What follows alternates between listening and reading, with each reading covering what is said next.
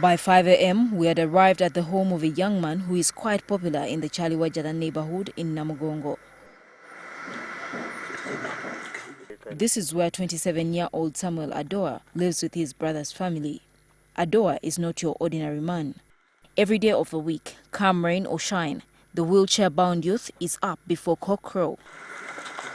His mission? To preach the word of God. Hallelujah. Ado does his thing like an imam, sounding a loud call for the residents in the area to wake up and pray. Wake up and pray. His voice shoots through the morning air, so amplified that you could think he is using a microphone. Many people wanted to see this day. Adoa is a university graduate with a bachelor's degree of arts in economics from Chambogo. He graduated at the beginning of this year, but when he tried and failed to get a job, he decided to take to the streets to preach. I applied. They told me we shall call you back. But finally, they didn't call me back. Adoa proudly wears his graduation gown as he does his job. So the reason that's why I'm putting on this, one, I am showing to the whole world what God can do to anybody.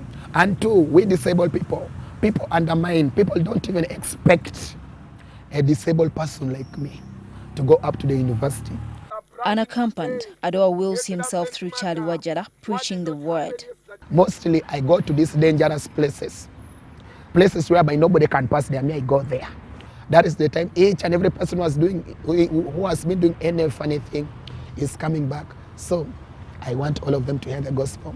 The book of Jeremiah, chapter 33 and verse 3, it says, if you pray to me, I will show you deeper and wonderful things.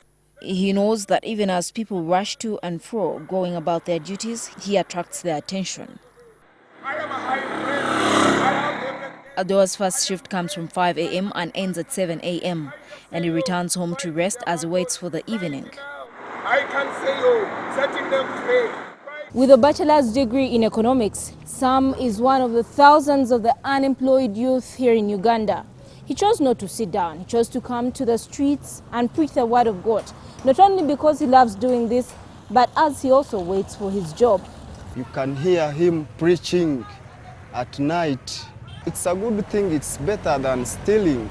One day when I'm quarreling with a customer, Sam told me that you have to forgive that customer. Maybe he didn't have money. At sunset, the energetic young man is at it again. Preaching, preaching, and preaching. Adoa admits that preaching for hours is not an easy task and requires huge amounts of energy. The strength he uses to amplify his voice has sometimes caused him complications. I always tie in my waist there, my stomach, because there is too much shouting. He often carries a bottle of water to clear and refresh his throat. This is not the only challenge he faces though. Sometimes it has been the danger of accidents. I was coming back from preaching. Somebody knocked me from behind. He knocked me on this side and threw me there. But I thank God he just brought his angels and they carried me away. It is evident that Adoa spends most of his time doing God's work, preaching and being in fellowship at church. And when he's not doing that, he is resting. I want to know if he does not lack, since these do not bring in any money.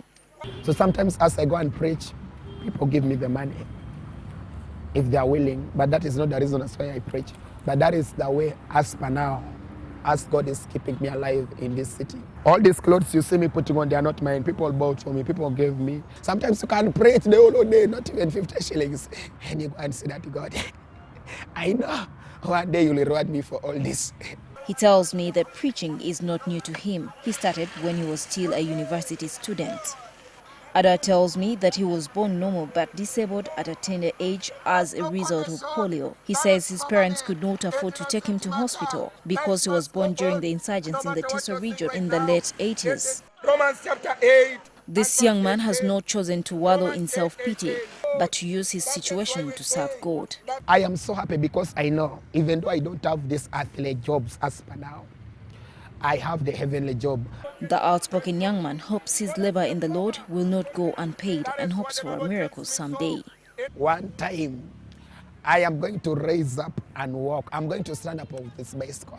One day, one time. Gertrude Tumusime with Kware, One NTV. time, you will say, God at work in you.